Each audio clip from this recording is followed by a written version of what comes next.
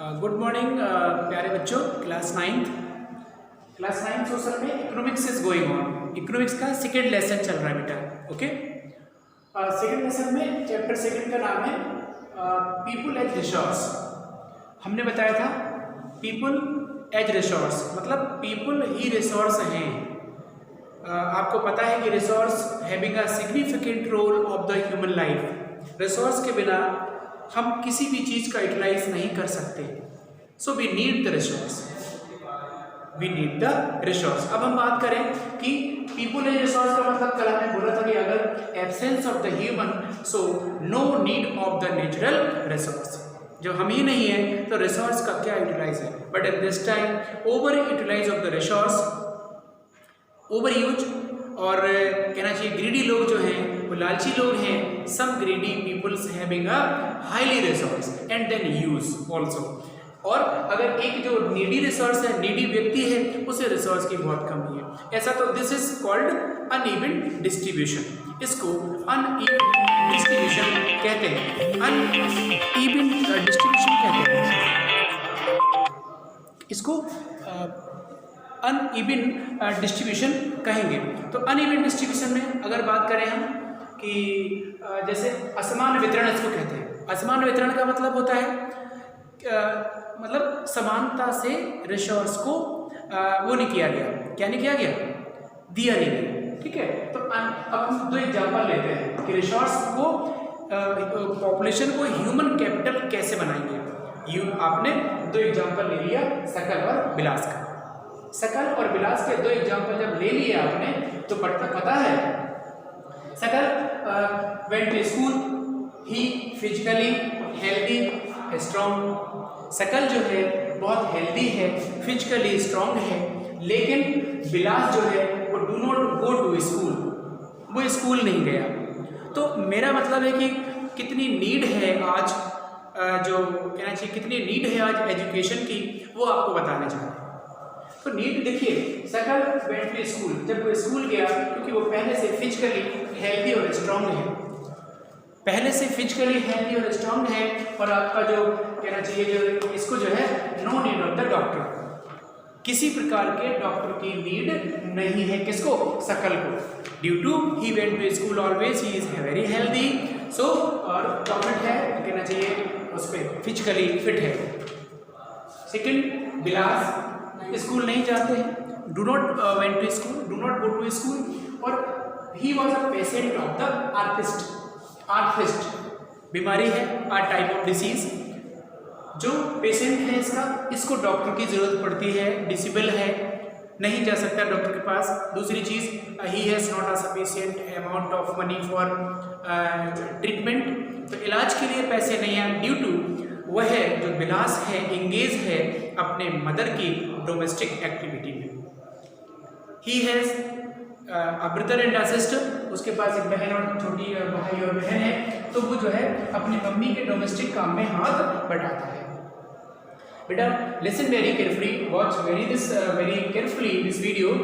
अगर आपने ये चीज़ देख ली, ये चीज़ देख ली का मतलब ये चीज़ क्लियर कर ली कि education having a lead role in a many economic part, economic activity. So आपको समझ पूरी बात आ जाएगी। ठीक है ना। बात कर रहे हैं मिस्टर विलास की। विलास स्कूल नहीं गए, वो सकल स्कूल गए। तो सकल कह रहा है सकल वर्क सेम और Vilas work same as mother help the family. Domestic काम करते हैं, घरेलू काम करते हैं, डोमेस्टिक काम करता है।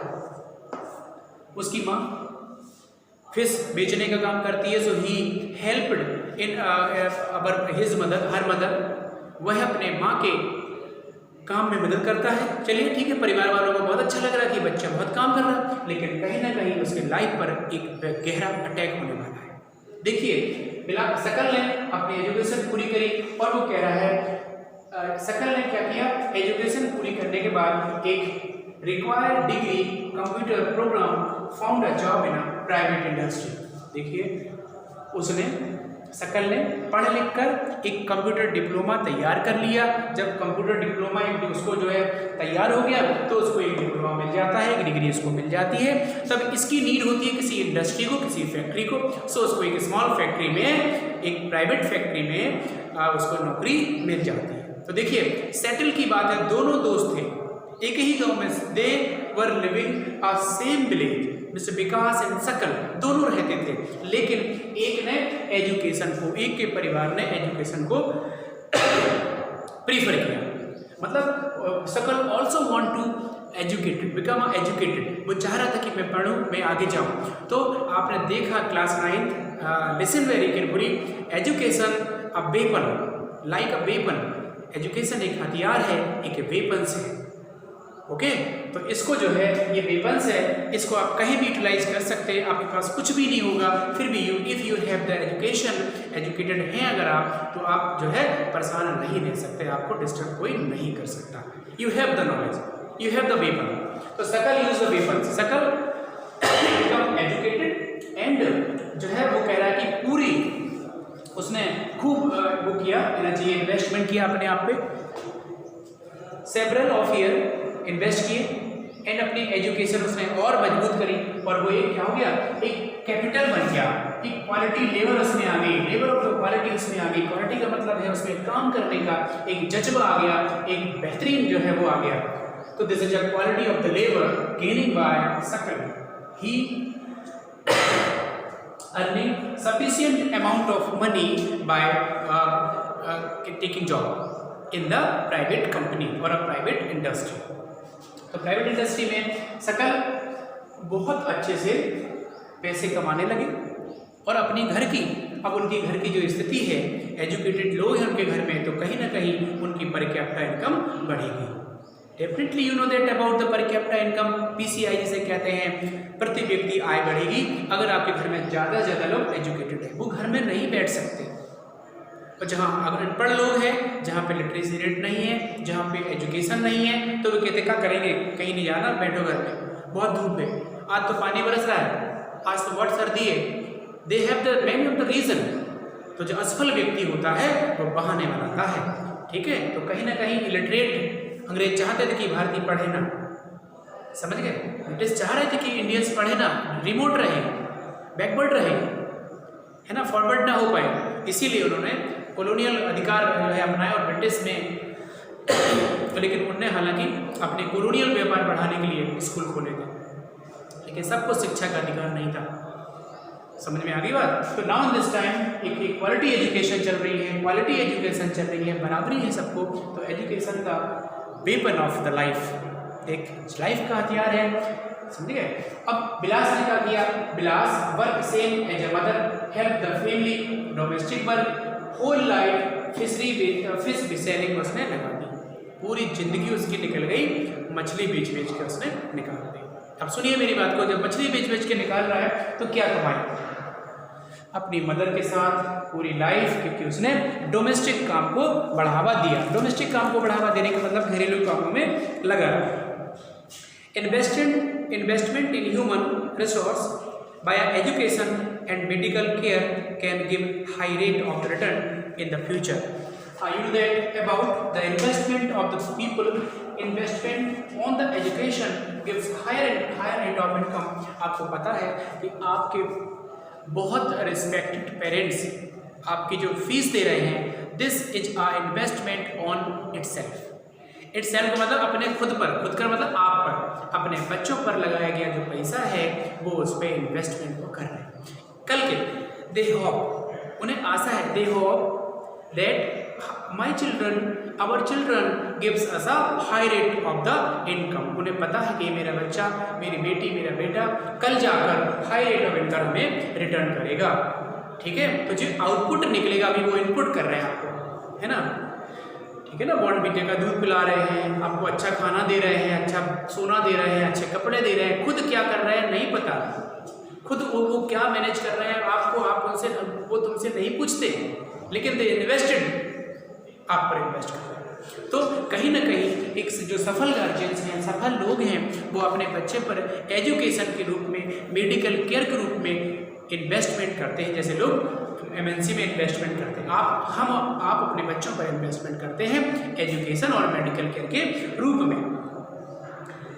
A child to with investment made on the her education health can yield high return of the future in the form of higher earning, greater contribution to the society. Educated parents, वही है मैंने बोल दिया है जो। इसके बाद example ले लो, country of the Japan have invested in human resource, they did not have any of the natural resource. आपने जापान का एग्जाम्पल लिया, वो कह रहा है कि जापान में कोई नेचुरल रिसोर्सेज नहीं है। बहुत बड़ी बात है, we have all the natural resource in our nation and we overuse, we are misuse, overuse of the water, over irrigation, many of the reasons we distract the resource. तो हमें ये समझिए कि हमें उस education, उस level पे हमारी एजुकेशन नहीं है ताकि हम उन रिसोर्सेज को यूटिलाइज कर रहे हैं, तो हमें उस रिसोर्स को यूटिलाइज करके रोकना होगा। तो कहीं ना कहीं ये जो रिसोर्सेज हैं जापान के पास, वो कह रहा है जापान के पास कोई नेचुरल रिसोर्सेज नहीं है, लेकिन ही इन्वेस्ट ऑन इट्स पॉपुलेशन, लोगों पर इन्वेस्ट करता है, लोगों पर पैसे लगाता है, और लोगों पर लगाया गया पैसा का मतलब एक चाइल्ड की पढ़ाई करा दी, एक बच्चे को पढ़ा दिया, एक तो उपकार हुआ, और दूसरा जब देश बच्चों को पढ़ाएगा तो देश डेवलप्ड होगा। और आज डेवलप्ड नेशन में उसका कहना चाहिए टेक्नोलॉजी में जापान बहुत आगे है। These countries are developed rich countries, they import the natural resource needed in their country. How did they become rich, developed? They have invest on people respectively, है ना, especially in the field of education and health. These people have under resources like and the capital efficiency and the technological aid, so resort the people have made these countries rich, developed. सीधा मतलब है कि किसी भी Japan एक ऐसा देश दुनिया में जो अपने बच्चों पर, अपने पॉपुलेशन पर पैसे इन्वेस्ट करता है, और आज अमीर देशों की लिस्ट में उसका नाम है। He has the rich position in the world, जो लिस्ट है कंट्री की उनमें वो जो है उस वाले स्थान पे, किस वाले स्थान पे, मतलब अमीरों वाले स्थान पे है। तो आप देखिए कहीं ना कहीं ये अमीरों वाले स्थान का मतलब है कि ये कंट्री, हम लोग, हमारे पास नेचुरल रिसोर्स होते हुए भी हम नेचुरल रिसोर्स के साथ साथ अपने पॉपुलेशन पे इतना एजुकेशन और हेल्थ पे इन्वेस्टमेंट नहीं कर पाते। So we need the investment on our children, our natural resource, our infrastructure, we need the infrastructure for developed in the world. हमारा देश पूरी दुनिया में डेवलप्ड होगा अगर हम रिसोर्स पे और अपने बच्चों पर, अपनी पॉपुलेशन पे इन्वेस्टमेंट करेंगे। तो माय डियर स्टूडेंट्स, क्लास 9 का चैप्टर 2 का सेकेंड वॉल्यूम आपने पढ़ा, इसके आगे वाला पार्ट हम कल कराएंगे, और सुनिए नेक्स्ट वीडियो में कराएंगे। और मेरी बात एक ध्यान से सुनिए कि आप नोट कंप्लीट करो बेटा, please complete your notes with the help of NCERT। This is mandatory for all by the school, ठीक है, नहीं तो स्कूल एडमिनिस्ट्रेशन बहुत जल्दी पनिश की तैयारी आपको कर देगा, ठीक है ना। Thank you so much guys.